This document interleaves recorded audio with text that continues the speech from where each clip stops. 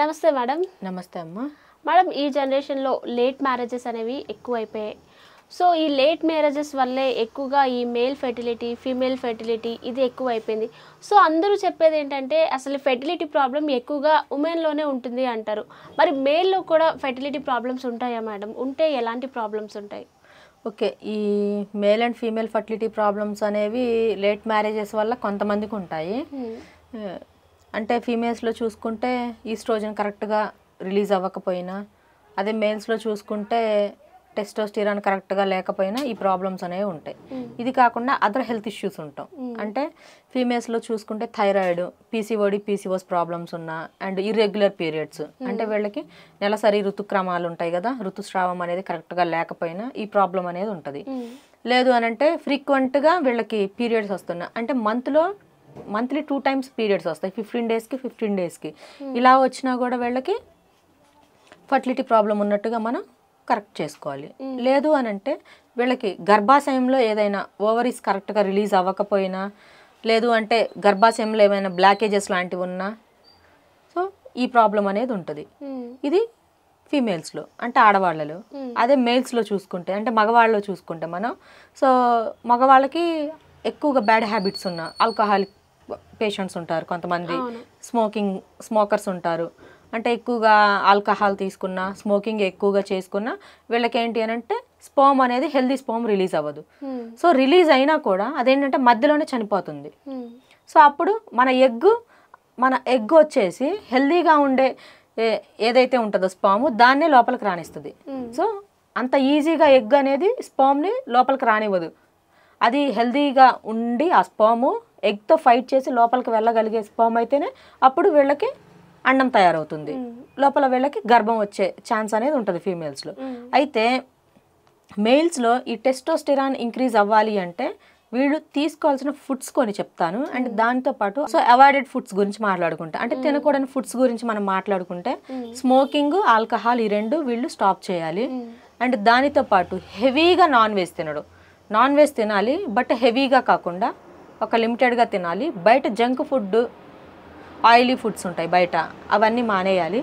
And maida and sugar and maida ఈ రెండు కూడా స్టాప్ చేసేసి చక్కగా వీళ్ళు సీ ఫుడ్స్ తీసుకోవడం, మటన్ తినడం, మిల్క్ ప్రొడక్ట్స్, డైరీ ప్రొడక్ట్స్ ఎక్కువగా తీసుకోవడం, వాటర్ ఎక్కువగా తాగడం, అండ్ స్ట్రెస్ లేకుండా చూసుకోవాలి. ఫస్ట్ వీటన్నిటికన్నా కూడా ఫస్ట్ వీళ్ళు చేయవలసింది స్ట్రెస్ లేకుండా మైండ్ పీస్ఫుల్గా ఉండడం. ఎక్కువగా సిట్టింగ్ పొజిషన్లో ఉంటారు కొంతమంది, సో సిట్టింగ్ పొజిషన్ నుంచి కొంచెం పక్కకు వచ్చేసి వాక్లా చేయడం అలా ఉండాలి. ఎందుకు అని అంటే ఎక్కువగా సిట్టింగ్ పొజిషన్లో ఉండడం వల్ల వీళ్ళకి ఆ ప్లేస్ అంతా కూడా హీట్ ప్రొడ్యూస్ అవుతుంది, బాగా హీట్ అవుతుంది. సో హీట్ అయినప్పుడు వీళ్ళకి వచ్చే ఆ స్పర్మ్ ఏదైతే ఉంటుందో ఆ టెస్టోస్టెరాన్ అనేది అది అన్హెల్దీగా తయారవుతుంది, మధ్యలోనే చనిపోతుంది ఆ వేడికి. అలా కాకుండా మంచి హెల్దీగా రావాలి, కరెక్ట్గా రావాలి అని అంటే సో వీళ్ళకి హీట్ లేకుండా కొంచెం కూర్చున్నప్పటికీ కూడా వీళ్ళు వాష్రూమ్స్కి అలా వెళ్ళినప్పుడు కూల్ వాటర్తో కొంచెం క్లీన్ చేసుకోవడం ఆ ప్లేస్ని అలా చేస్తూ ఉండాలి. ఇవి మెయిల్స్. అండ్ డ్రైవింగ్ ఫీల్డ్లో ఉండే వాళ్ళకి కూడా ఈ ప్రాబ్లం ఉంటుంది. సో ఎందుకంటే వాళ్ళు కూడా ఎక్కువగా సిట్టింగ్ పొజిషన్లో ఉంటారు. సో ఆ సిట్టింగ్ పొజిషన్ అనేది కొంచెం వీళ్ళు కంట్రోల్ చేసుకోవాలి.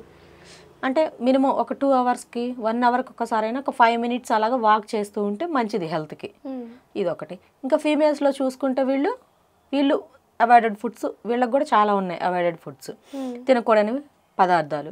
సో వీళ్ళు వచ్చేసి సేమ్ ఇప్పుడు లేడీస్ కూడా స్మోకింగ్, డ్రింకింగ్ చేస్తున్నారు, సో అవి మానేయాలి. అండ్ ఇంకొకటి వచ్చేసి ఇర్రెగ్యులర్ పీరియడ్ వీళ్ళకి కరెక్ట్గా ఉందా లేదా చెక్ చేసుకోవాలి. ఇంకొకటి ఆయిలీ ఫుడ్స్, జంక్ ఫుడ్స్ బయట తినడం మానేయాలి. సో వీళ్ళు ఏం చేయాలి అని అంటే వీళ్ళకి కరెక్ట్గా ఈస్ట్రోజన్ కరెక్ట్గా వస్తుందా లేదా అవన్నీ చెక్ చేసుకుంటూ ఉండాలి.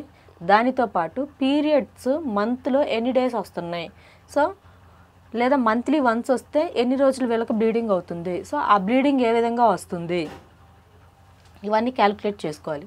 వీళ్ళకి ఏమన్నా వైట్ డిశ్చార్జ్ ప్రాబ్లం ఉందా, సో అవి కూడా చెక్ చేసుకోవాలి. అండ్ స్కిన్ ఎప్పుడు కూడా వీళ్ళు పొడిగా ఉండకుండా తేమ ఉండేలా చూసుకుంటూ ఉండాలి. ఎక్కువగా వాటర్ తీసుకుంటూ ఉండాలి, బాయిల్డ్ ఎగ్స్ తీసుకోవడం అలాంటివి చేస్తూ ఉండాలి. ఎక్కువగా కూల్ డ్రింక్స్ అలాంటివి తగ్గించాలి. సో పీసీఓడి, పీసీఓస్, థైరాయిడ్ ఈ ప్రాబ్లమ్స్ ఉంటే సో వీళ్ళ డైట్ వేరుగా ఉంటుంది. సో ఫస్ట్ వాటిని కంట్రోల్ చేసుకోగలిగితేనే ఆ 3 ప్రాబ్లమ్స్ వీళ్ళు తగ్గించుకోగలిగితేనే ఆఫ్టర్ వీళ్ళకి ఫర్టిలిటీ ప్రాబ్లం అనేది వస్తుంది. తగ్గించుకుంటే వీళ్ళకి ప్రెగ్నెన్సీ కన్ఫామ్ అయ్యే ఛాన్స్ అనేది ఉంది. సో మెయిన్ రీజన్స్ ఇవి. ఇందాక మీరు అవాయిడ్ చేయాల్సిన ఫుడ్స్ చెప్పారు కదా, మరి ఏ ఫుడ్ తీసుకుంటే తొందరగా కన్సీవ్ అవ్వడానికి ఉంటుంది మేడం? ఓకే, ఫుడ్స్ అంటే అన్నీ తినాలి. ఆకుకూరలు ఎక్కువగా ప్రిఫర్ చేస్తాము. పీసీఓడి పీసీఓస్ ఉన్న వాళ్ళకైతే ఎక్కువగా లైక్ ఓవర్ క్యాలరీస్ ఉన్న ఫుడ్ కాకుండా, హెవీ ప్రోటీన్ హెవీ ఫ్యాట్స్ కాకుండా గుడ్ ఫ్యాట్స్, ఎక్కువగా ఫైబర్, జింక్, మెగ్నీషియం ఇవి ఉండేవి ఎక్కువగా ప్రిఫర్ చేస్తాము. అంటే boiled egg, limited sea food, limited red meat అన్ని లిమిటెడ్గా పెడతాము. సో వీటి వల్ల ఏమవుద్ది అంటే వీళ్ళకి హెల్దీ ఇది ఎగ్స్ అనేవి రిలీజ్ అవుతాయి పీరియడ్ టైంలో. అండ్ దానితో పాటు పీరియడ్స్ కూడా వీళ్ళకి రెగ్యులర్గా వస్తాయి. సో వీళ్ళకి ఈ ప్రాబ్లం అనేది చాలా వరకు కంట్రోల్ అవుద్ది. అంటే పాలకూర, బ్రోకలీ, అదేవిధంగా ఆకుకూరలు ఎక్కువగా ప్రిఫర్ చేస్తాము. వెజిటేబుల్స్ కూడా అన్నీ ఎక్కువగా తినమని చెప్తాము. మెయిన్ ఇవి. అదే థైరాయిడ్ ఇష్యూ ఉంటే వీళ్ళకి కూల్ డ్రింక్స్ ఇలాంటివి మానేయమని చెప్తాము. ఎక్కువ నార్మల్ టెంపరేచర్ ఉన్నవి తీసుకోమని చెప్తాము. మెయిన్ ఇవి.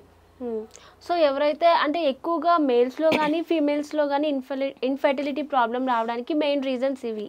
సో ఇవి స్కిప్ చేస్తే వాళ్ళకి ఫెర్టిలిటీ ప్రాబ్లం అనేది క్లియర్ అవుతుంది. అవును, ఎగ్జాక్ట్లీ మేడం, చాలా బాగా చెప్పారు. Thank you so much.